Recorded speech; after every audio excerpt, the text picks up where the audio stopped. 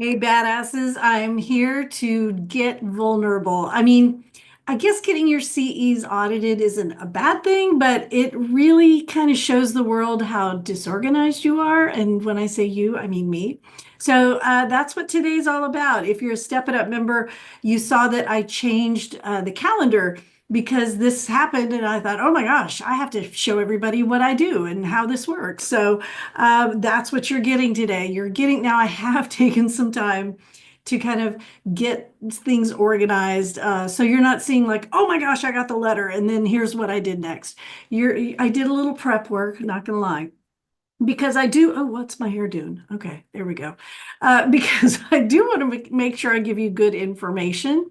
And then, of course, I want to make sure that the information, if I don't know the information, that we make sure that we put this on our list to ask at the next BHEC Lunch and Learn or at the next free webinar with Christina DeLuna, because she's always great about answering our questions. And there have been some changes.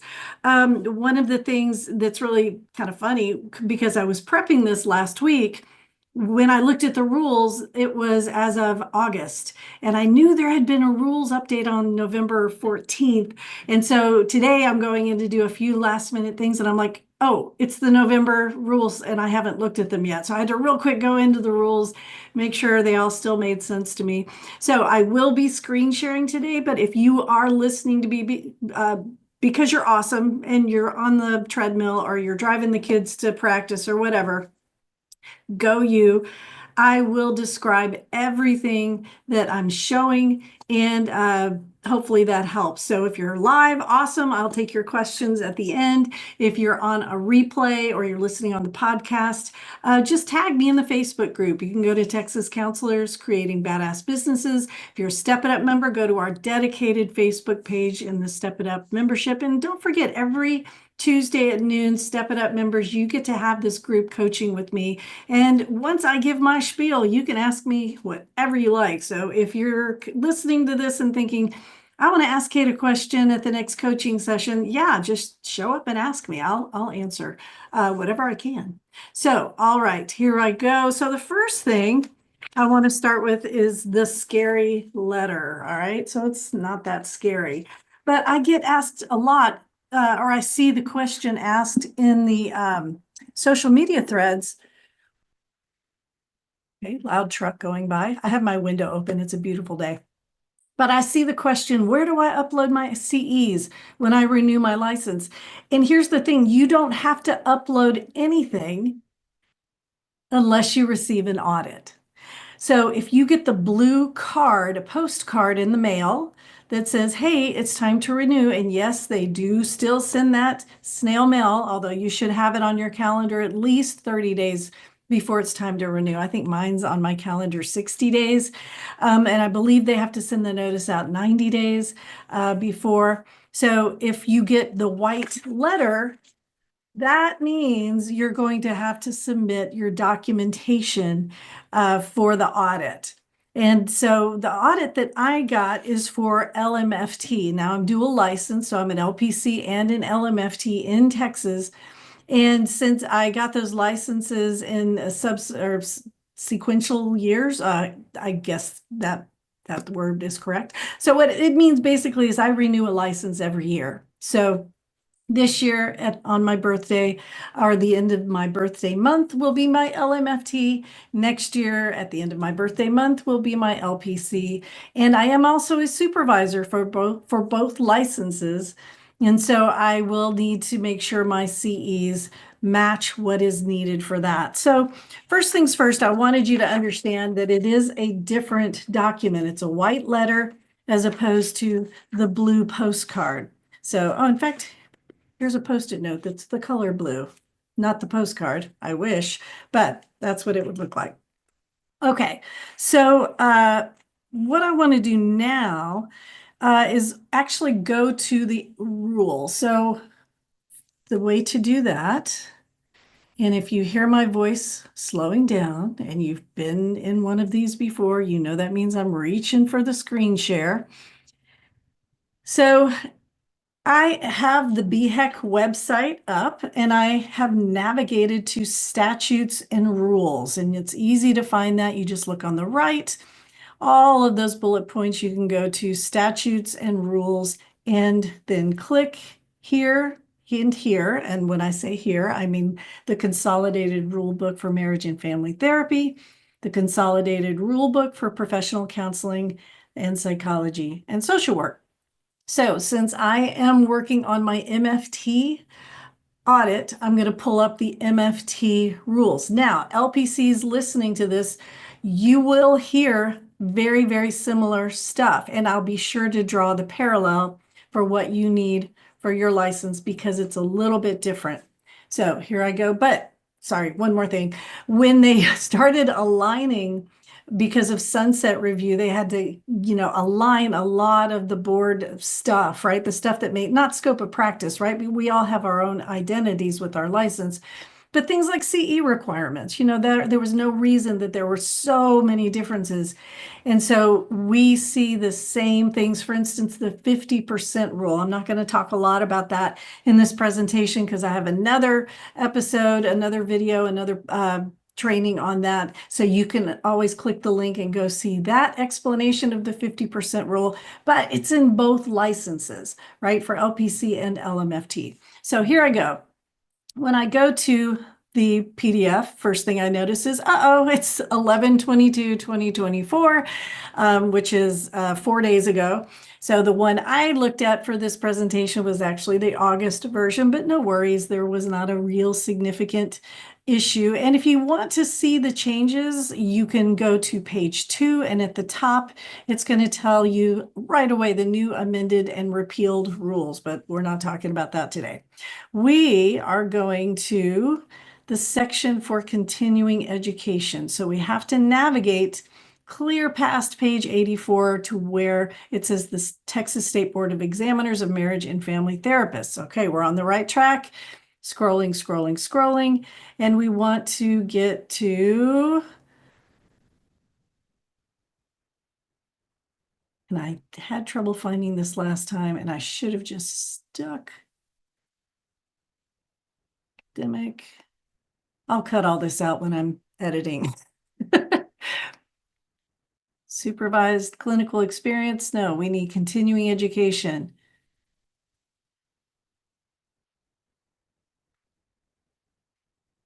I think I've gone too far. Yep.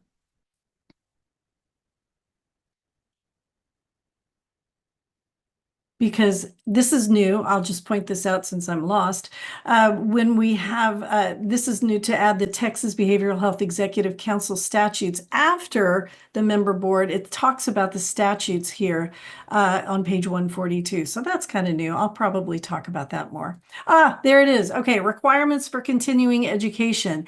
And this works for LPC PDFs. When you click on the wording, it's actually a hot link, which means it's going to take me, bam, right where I want to go. So here are my requirements that I should have gotten over my renewal cycle. Renewal cycle for LMFT is exactly the same as LPC. It's a 24-month renewal cycle. So in 24 months, I need to have 30 hours of continuing education during each renewal period, and they must include, and this is what I'm going to show you in a second, a spreadsheet where I've put all this out so it makes sense to me. You want to probably do it in a way it makes sense for you. But for LMFT, I must have 6 hours in ethics and 3 hours in cultural diversity or competency.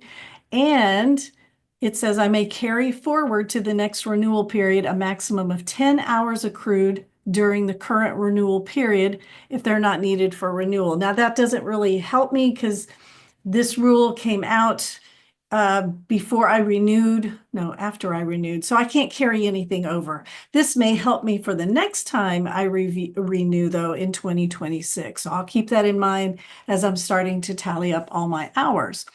Now, special continuing education requirements.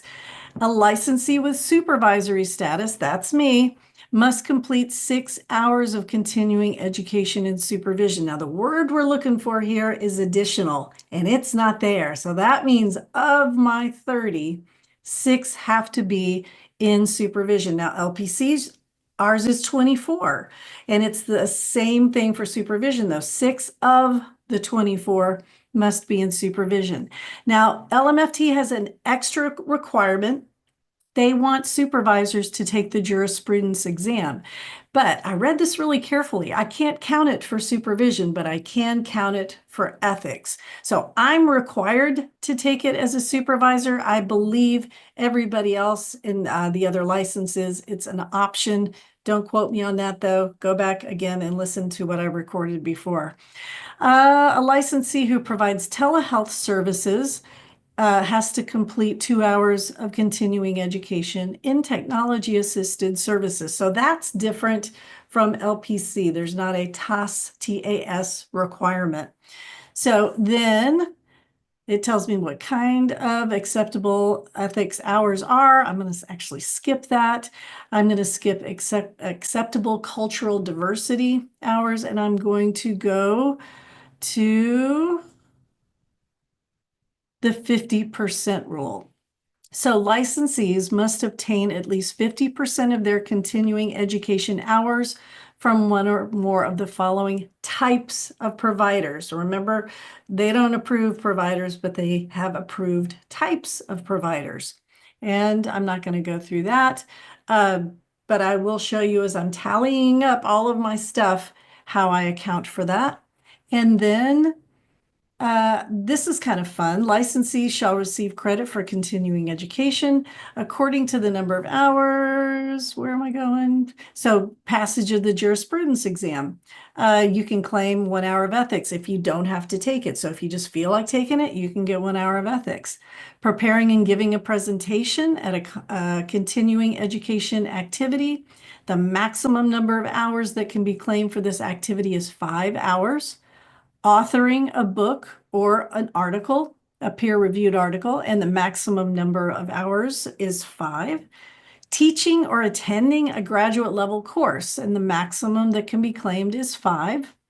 Self-study. Now, this means there's no certificate at the end. It's different than an online course. So a self-study means I open up a book and I read it, and then I say, good job, Kate, that was a great book, and I'm allowed to have 1 hour that I can apply toward my renewal.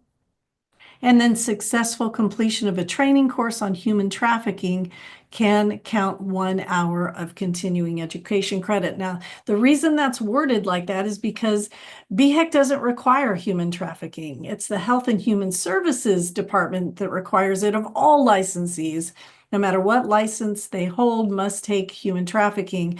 So BHEC, LPC, LMFT, psychology, social work just say, hey, we know you got to take it anyway, so we'll let you count it toward your renewal. So yay. And then how long I need to hang on to it. All right, so that's the rule. Those are the rules. So let's kind of make it a little bit easier. So long and short, I need 6 hours of supervision. I need 3 hours of cultural diversity. I need 6 hours of ethics. I need 2 hours of technology assisted services and 1 jurisprudence. I have to take it because I am a supervisor.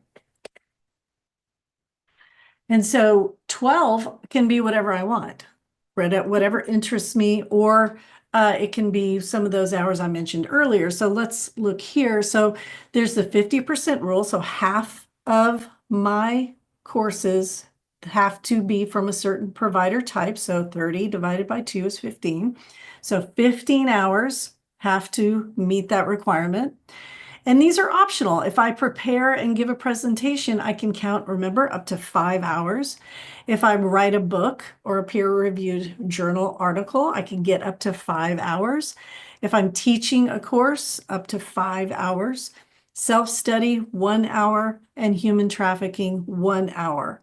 So I made kind of a matrix here, but again, you got to do it so it makes sense for your brain. So what I did is I started by looking at my calendar. I put everything in my Google Calendar. And if you're a paper person, I'm sure you put it in your paper calendar. So I started in January of 2023, and I went through every single continuing education thing that I did. Now, this is a cool template I'm looking at. I'll describe it to those of you who are listening. I actually just went to Google Sheets and looked at their templates. And this was a template, I think, for categorizing media, social, like a social media thing. But what I was able to do is go in and edit and pick the things that I wanted to categorize. So I just typed in ethics, cultural diversity, supervision, JP exam, TOS or technology assisted services, and then I made a category for miscellaneous. So first things first, I went through and got everything, even if didn't know exactly what it was. So if I didn't know exactly how many hours or the name of the presentation, or I can't find my certificate, I coded it in pink. So that means I need to go back and find more information. If there's no pink, it means, okay, it's good to go. I have the documentation and I'm ready to upload it. However, I decide to do that. I haven't really decided to do that, or I don't know. Actually, I do. I'm going to go and create a PDF, and all my certificates are in a PDF form already, so I should be able to upload it fine.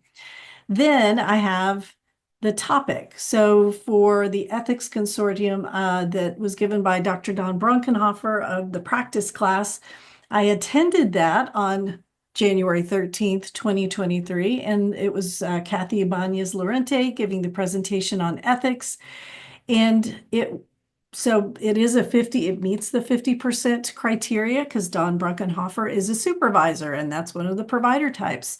And Kathy Ibanez Lorente is the supervisor. So the organization providing this met the 50% rule, and the presenter providing the content met the 50% rule. And it fell under my category I created, which is I attended this. Now, you'll see I also, same day, gave a presentation there. So I categorized it as preparing or giving a presentation, and it meets the 50% rule. And I put 2 hours, actually, it's 1 hour. I think I know what I was thinking. I was going to go ahead and take however long it took me to put it together. But what I've decided is if I categorize something as preparing or giving a presentation, remember, I'm only allowed to count up to 5 hours of that anyway. So as you can see, I've got quite a few of those in 2023. So I think I've met my maximum for my entire renewal cycle in 2023. So the other type, let's see, attending a presentation, preparing a presentation, and that's really it. I think I'm caught up. You can see through November 2nd. Don't know what year that is. Let me correct that. 2023. There we go. And so there are some question marks here. I should probably put that in pink because I don't know how many hours these two were. So as you can see, I'm not done yet, but I have a start, and I knew that I would have a ton of hours. I knew I'd have way, way more than 30. My problem is the documentation. So I'm going to reach out to colleagues for a couple of things. I'll reach out if I'm missing a certificate. Today's November 26th, so I need to get this done pretty quickly. And I'm going to be sure to document, probably on a spreadsheet, the things that I'm responsible for. Remember, that's preparing and giving a presentation, 5 hours. I did write a book last year, so I'll be sure to take my 5 hours there. I did teach a course in spring of 2024, so I'll be taking the maximum there. And of course, I have to take human trafficking, so I'll count that. So you can see I've got some work here to do, but I'm pretty sure I have enough CEs to make the audit. So that's my process. Things I would change, regrets that I have. I really, really wish I had been keeping track a lot better. I mean, I had my Dropbox folder that was like, okay, this is Kate's ethics certificates. And I'm like, oh, good job, Kate. I'm so, past Kate took care of me. Double click and I'm like, why are there only two certificates in there? Right? I mean, I get busy and I know that there are certificates probably in backpacks and piles and stacks. So I still have some work to do going to find those certificates and then getting them in a form that I can upload. Now, what the fine print here, I'm going to read this. This is the last thing I want to talk to you guys about. Um, During the online renewal process, you can upload your continuing education documentation as scanned PDF files. And so if yours is on living on your computer, yay. If it's not, you can take a picture of it, turn it into a PDF. Licensees are encouraged to renew their license and upload their documentation at least 10 business days prior to the renewal deadline. Well, the end of January, the end of December is holiday season, and I, from past experience, know that that is not the time to be rushing people. Where are my things? And did you get my things? So I'm going to really try to get this done in the next 7 days. It says alternatively, you may submit proof of your continuing education documentation via the Contact Us page, but this method may result in greater delays by staff in locating and reviewing your documentation. Staff do not send notification of approval of your CEU audit. Therefore, you will need to submit your renewal application online and pay prior to your expiration date in order to avoid late payment penalty fees if you choose to submit your CEUs using this method. So don't do it through the Contact Us method. Do it when you are renewing. All right, that's my CE audit. It like I said, it kind of freaks me out because I've never had one, and I've been licensed since 2006, 2004, something like that. So I catch me if you guys see that I'm doing something wrong or you see there's something I can do better, please tag me in Texas Counselors Creating Badass Businesses, tag me in the Step It Up Facebook group, or tag me on Instagram at Kate Walker Training. I forgot to tell y'all one thing. If you flip over my letter, it says if you are selected for an audit, you also must submit the self-query report. I think I already did this, but I will double check. So anyway, sorry I left that off, but I was reading everything and then I was like, oh no, I need to read this as well. And of course, it's pretty important, especially if you've been licensed for a long time and you've never done the self-query. So just note to self. See you soon.